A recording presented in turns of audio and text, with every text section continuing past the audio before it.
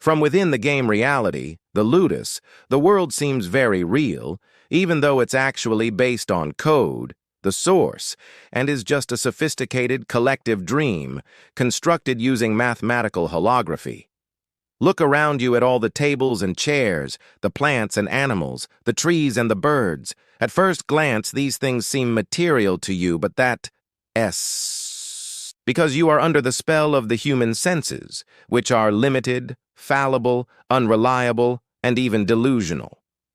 The senses have evolved not to reveal the truth of reality, but to allow you to survive on this planet. The senses are not truth detectors. They are not organs for truth.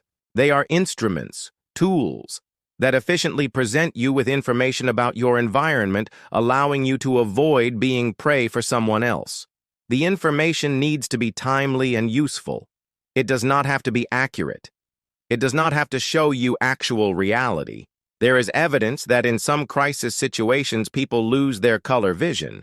The reason for this is that all extraneous processing is suspended and all mental resources are focused on decision-making, since your very survival is at stake. If color is irrelevant to the situation, it is redundant, so the mind ignores it. The focused mind is spectacularly good at ignoring extraneous detail.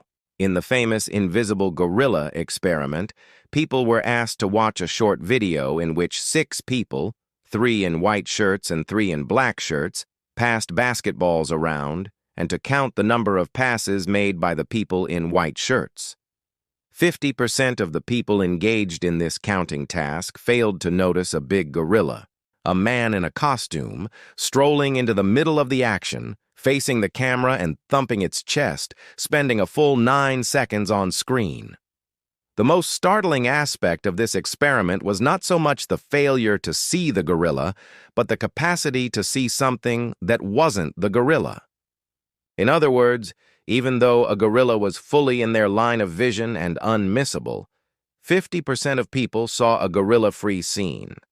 They had literally overridden what was actually there with what they expected to be there. Are we in fact doing this all the time? Are we seeing what we want to see and dismally failing to see what's really there? Our senses are not showing us reality. They are inventing reality. In many ways, people are making it up as they go along, processing reality on the hoof, on the fly, according to their expectations and predictions. So much for the objective, empirical reality that scientists swear by. Objective reality is so concrete that countless people cannot even see a gorilla standing in front of them. Is there an elephant in the room that everyone conveniently ignores? The elephant in the scientific room is mathematics, the code, the source. Not a single scientist notices it, and yet it's everywhere. Look at all the colors around you.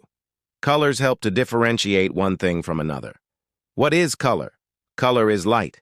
That's all it is. When you're in a dark room, there is no color, because there is no visible light, but there's any amount of invisible light that you could detect if you had superior senses. The only difference between one color and another, red and violet, for example, is the frequency of the light. To talk about frequency is to talk about waves. Frequency is the number of times a wave oscillates within a specified interval. Frequency is nothing but information. It's a number. And the only thing that differentiates red from violet and blue from green is its frequency, its number. A red apple looks red because light strikes the apple and the apple absorbs every frequency of visible light except that of red. And so, since the red light is not absorbed, that red light strikes your eye and you see the apple as red. It's not red. Red is what it reflects.